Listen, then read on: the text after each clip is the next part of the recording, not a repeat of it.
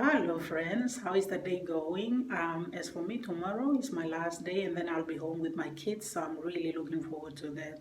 Now, before we get onto the theme for today's Crisis Journey series, I quickly wanted to share something that happened to me this morning with you because I'm sure that you will like it. Now, I took a real quick, brief fresh air moment up at the rooftop, and here comes this person and goes, "That's a really beautiful shirt." And I said, "Thank you very much." And then second time around, "That's a really, really beautiful shirt. I really like those beautiful flowers." I said, "Thank you very much. And let me tell you about this shirt." And I said, "This is called P&G Mary Blouse because it's designed by our local women and it's our national identity. So we take pride in wearing this." And at that moment, I felt so good and so proud. And I thought, "You've made my day." So I'm sure that you'll feel the same way. On that note, just quickly introducing you to my Hella Flag earrings. They're beautiful and perfectly matching my African style necklace. So I encourage you to please promote the products on the social media platforms and also do place your orders so that we can support our local arts and also support our local craftsmen and women to generate some income for themselves. So thank you so much for doing that. Now, on the crisis journey theme for today, I wanted to talk about mental health. Now, I've got more than enough people in my family suffering from one or many psychological problems. The past 5 months or so, I've held my life on hold and I've been busy carrying on with crises and with trouble and with compensations and with repatriations that were associated with mental health issues. And I've come to the conclusion that mental health is not just a public health problem. Mental health is actually a legal problem, it's an economic problem, a political problem, a moral problem, an ethical problem, and it's a community problem. We need to talk about it. Those of us in the medical and nursing fields, public health fields, or even with some form of literacy where we can understand and read health information, we need to scale up our jobs and we need to do more than what we are doing now.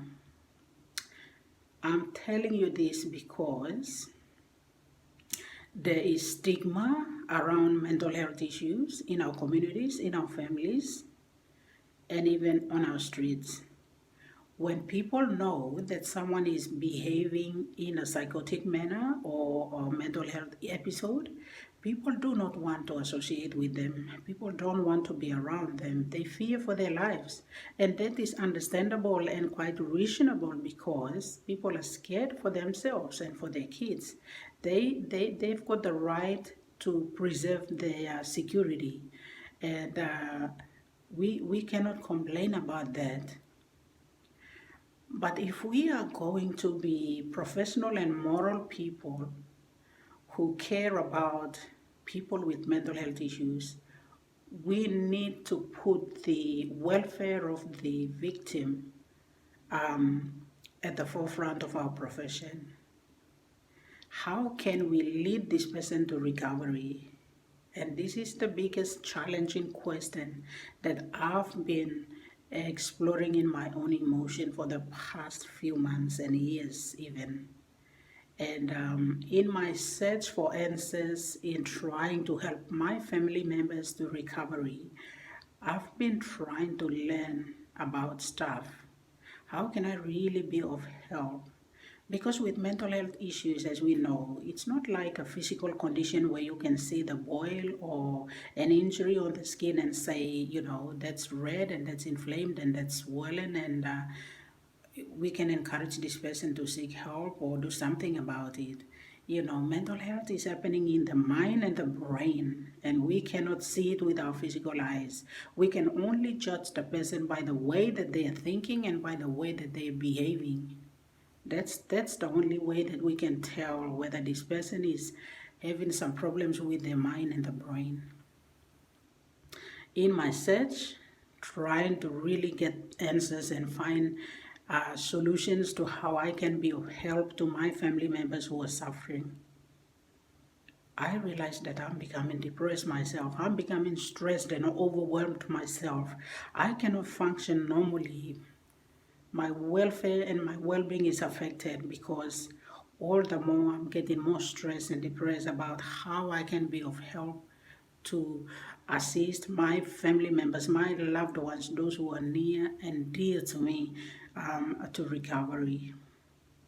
Now, this morning I was listening to a TED Talk given by Dr. David Hendricks. Now, TED Talk is a really, really good platform where you can gain so much enriched information about everything that you would ever want to know. And I love all the talks, but I don't have time to listen to everything anyway.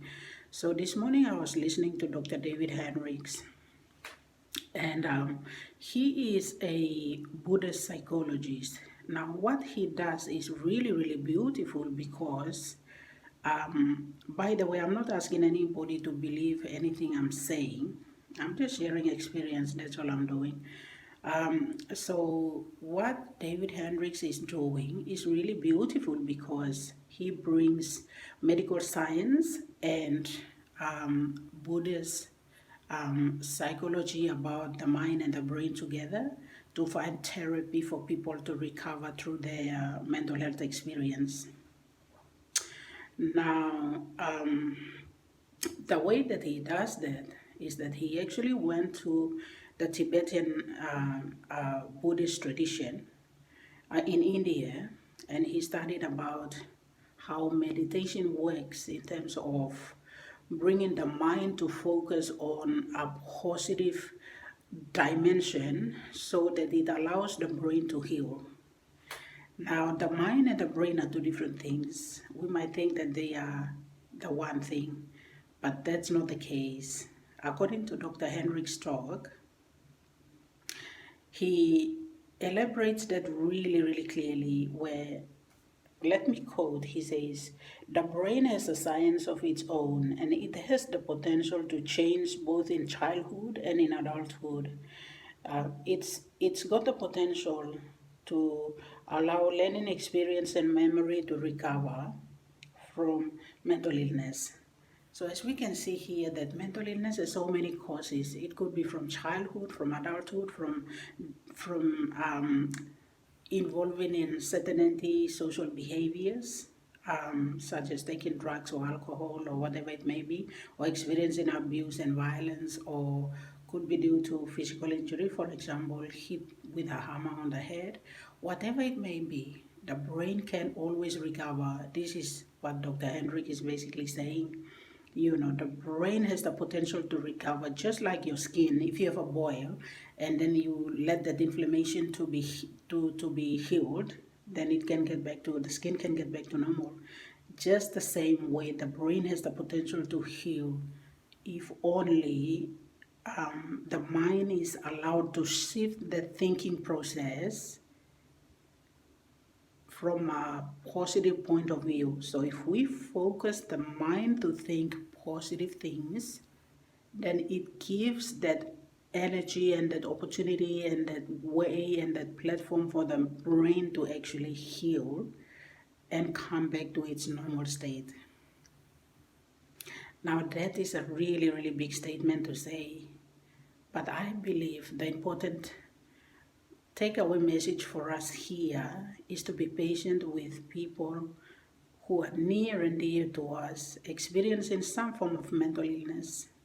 Just to be patient with them and give them time to heal.